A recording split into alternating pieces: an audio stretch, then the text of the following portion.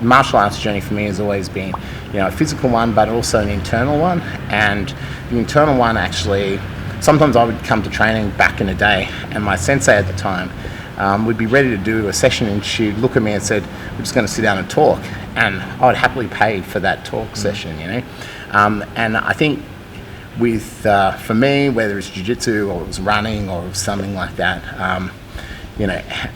just learning to test myself, put my ego aside, which is always uncomfortable, and know how your ego plays out, because you need an ego.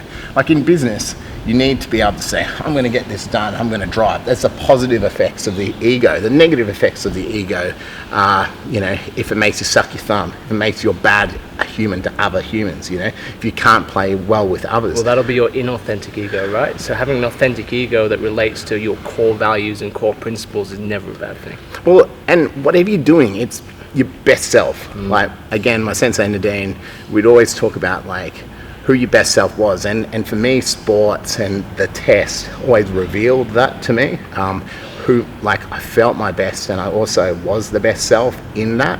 So I always want to aspire to have a bit of that. And sometimes in business, it's really hard because we've got so many other variables at play to actually feel like, am I being my best self? Am I achieving? The cool thing about jiu-jitsu or sports is there are set points that you can judge yourself on and actually progress in.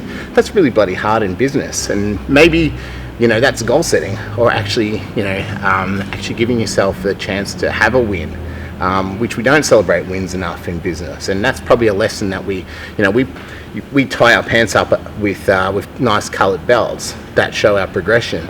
That's hard in business. You don't get to see that, and thinking about how we can look at our own business and how we move forward within a belt system might be interesting. The other thing for me is I've always been pretty creative, and when you work in a job that might not be that creative sometimes, you struggle to communicate that creative aspect of yourself. And a friend of mine talked to me about how his jiu-jitsu was, the physical, creative manifestation of his physical self. I thought, oh, that sounds really, really deep, but it's a 360 sport, right? And you put under pressure, and you test yourself, and you get to do whatever you want with your body. And so, in a lot of ways, it reflects that. And if I look at myself when I'm fit and healthy and lean, I'm in a good place.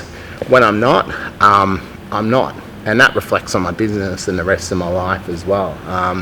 So martial arts certainly saved me, and threw new challenges up too. I think you learn to challenge yourself more, set higher expectations for yourself as well.